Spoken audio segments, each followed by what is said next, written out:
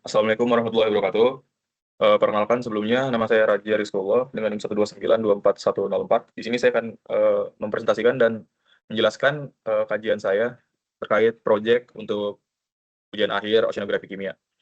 Oke, jadi judul kajian dari kelompok kami yaitu analisis pengaruh curah hujan terhadap variabilitas salinitas dan produktivitas primer di perairan Laut Arafura pada tahun 2016.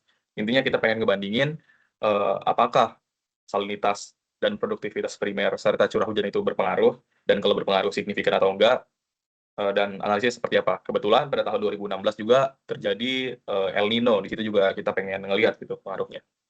Oke, lanjut, latar belakangnya tadi udah di-spill sedikit, singkat aja. Yang pertama, Laut Arafura merupakan perairan dangkal semi tertutup dengan produktivitas biologis tinggi dan menjadi kawasan perikanan yang cukup strategis.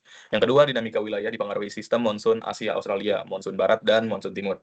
Yang ketiga, curah hujan secara teori dapat menurunkan salinitas permukaan, tetapi pengaruhnya skala regional belum tentu dominan. Yang keempat, penelitian ini menguji hubungan curah hujan, salinitas, dan klorofil A untuk melihat faktor dominan produktivitas primer. Oke, lanjut.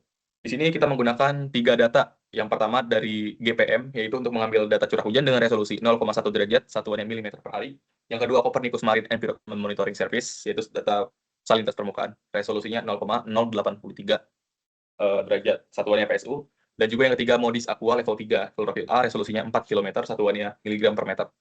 Di sini untuk data klorofil A menggunakan Google Earth Engine.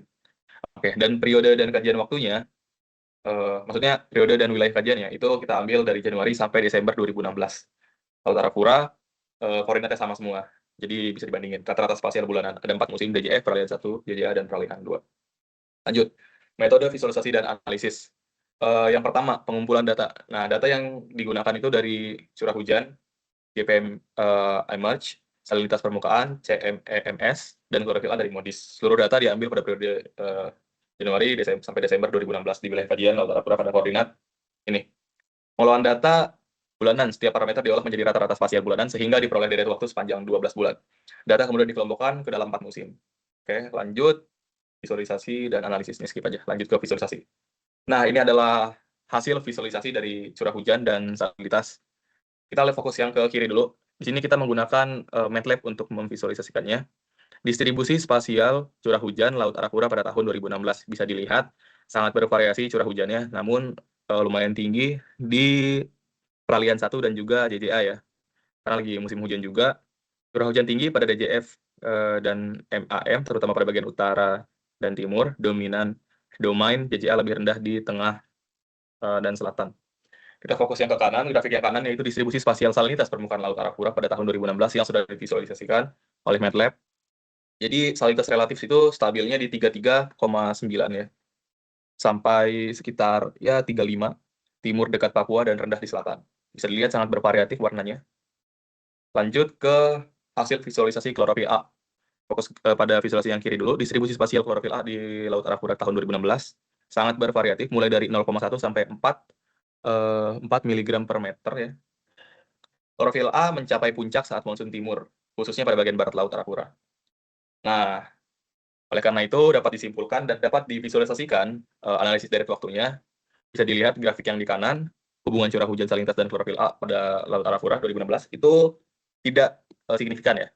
Angkanya juga dapat dilihat, kita menggunakan uji korelasi Pearson antar variabel dengan N-nya sama dengan 12, artinya 12 bulan. Curah hujan versus salinitas tidak signifikan, salinitas versus klorofil A tidak signifikan, curah hujan versus klorofil A tidak signifikan.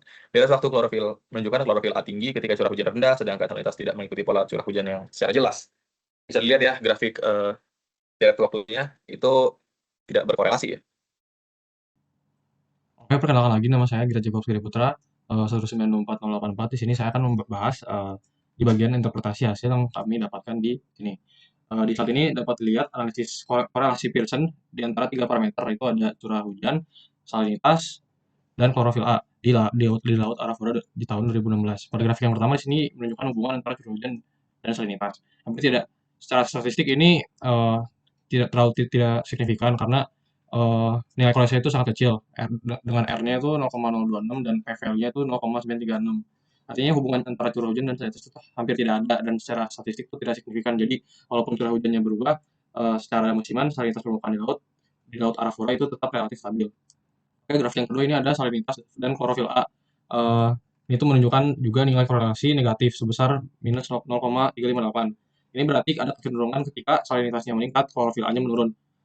Namun karena p-value-nya positif atau 0,253 atau lebih besar dari 0,05, hubungan ini juga tidak signifikan secara statistik. Dan grafik yang ketiga ini ada menunjukkan hubungan antara curah hujan dan klorofil A. Dengan nilai korelasinya ini minus juga 0,371, hubungannya juga negatif. Yang berarti klorofil A ini cenderung lebih tinggi saat curah hujan rendah. Tapi p-value-nya itu 0,235 menunjukkan bahwa hubungan ini belum cukup kuat untuk dianggap signifikan. Lalu di sini hasil korelasi ini menunjukkan curah hujan itu tidak berpengaruh, seperti yang tadi udah aku bilang, terhadap salinitas.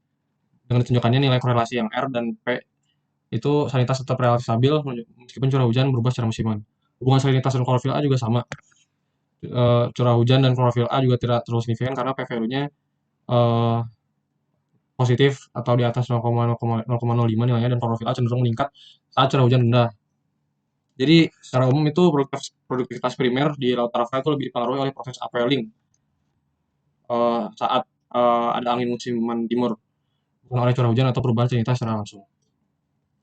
Oke, jadi kesimpulan dari proyek atau tugas besar yang kami kerjakan di sini itu curah hujan di laut Arafura itu mengalami variasi musiman dengan puncak pada DJF hingga MAM, tapi tidak terbukti mempengaruhi salinitas permukaan laut secara signifikan.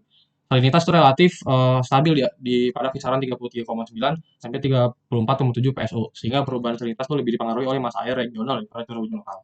Lalu produktivitas primer yang ditunjukkan oleh klorofil A lebih dipengaruhi oleh proses upwelling pada saat monsun timur, bukan oleh curah hujan atau salinitas secara langsung. Dan hasil korelasi Pearson menunjukkan seluruh hubungan antar variabel tidak signifikan, sehingga faktor utama pengontrol produktivitas primer dari laut Arafura adalah dinamika monsun atau dinamika dari angin musiman. Baik, cukup sekian presentasi atau pemaparan dari saya dan Raja. Mohon maaf bila ada salah kata. Assalamualaikum warahmatullahi wabarakatuh. Terima kasih.